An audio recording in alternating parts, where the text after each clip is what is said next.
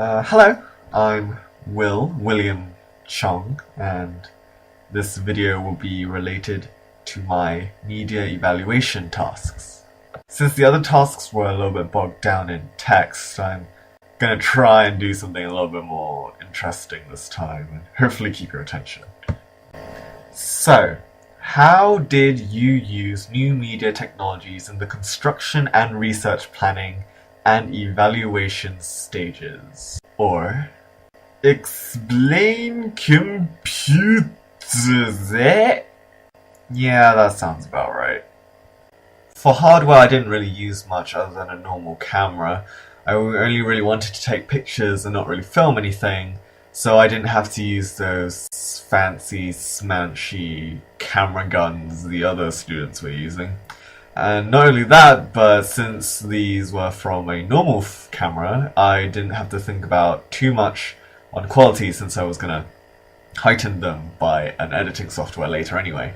So I was able to use a phone sometimes to go away with taking some of my pictures, which is good because some of the students weren't able to take some of the camera guns home, and I was able to take my phone or a normal camera with them anywhere I wanted. So that was an advantage. Also, I should probably stop calling them camera guns. For software, I only really just used Final Cut for editing my music video. It was kind of tough because at the time I thought it was going to be easy because I had quite a bit of experience on Windows Movie Maker and editing, and I thought it would just be kind of like that, but it wasn't, considering that there was a lot of effects and buttons and things to master over. There was a bunch of Mac things that caused a few problems whenever I was on it, and Windows kept moving around and such, and didn't know that Ctrl J was to manipulate the speed, and had to ask for quite a bit of help there. But yeah, overall I think I got it pretty down, even though it was a bit tough. Doing the subsidiary tasks were quite easier since I was using a program that I knew quite thoroughly rather than a program that I just got into, which was Photoshop, which not only did I use to create my subsidiaries tasks outcomes, but also to manipulate the photos and create better versions of them, basically moving around sliders and pressing buttons and improving the contrast and adding things to. And when I mean adding things, I mean more customizable brush options when I was able to basically go on DeviantArt and get some blood brushes because I just looked at my work and thought, this doesn't look creepy enough, and just decided to put some blood on there just to make it a little bit more creepy and fit with the theme. So I thought that would be good, and that's quite interesting. So, what else am I going to be doing?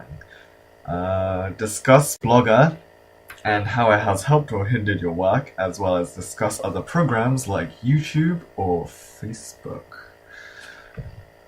Well, since YouTube changed that old format, it's pretty much easy to find where the upload button is, considering that it's the massive button right next to the search bar.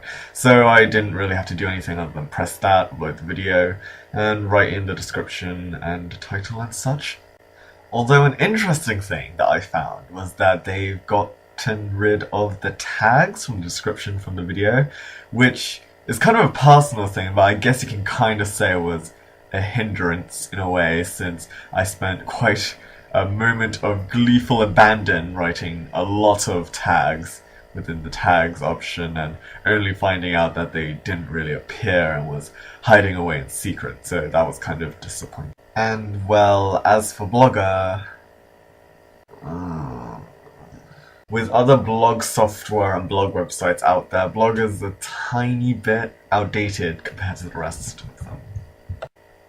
A personal problem I had was the fact that it wasn't as customizable as other blogs, and that kind of irked me because I can't get it attractive enough for other audiences that may be looking at my blog to check out the creator of the music video. Manipulating photos and text in an attractive format was also really difficult. You can't really move the photos around in a position that might be comfortable. It's quite difficult. There's no text wrapping like in other software like Microsoft, so it's just kind of a luck of the draw depending on the size of the photo, if it's a saved photo on your computer, and depending on how big the text is, the text can get wrapped or distorted, and sometimes the links won't work. There's pretty much a bunch of problems with posting. In fact, the only time I didn't have a problem was when I was just writing specifically text things, which is good because I can just write them out fast and it will upload without any hassle. But to be honest, other blog sites can do that as well as other powerful things, so it just didn't feel as good as some of the other blog sites I use in my spare time. So I think that's just about it. Yeah, so I'm just gonna leave a picture here of a blogger getting stamped.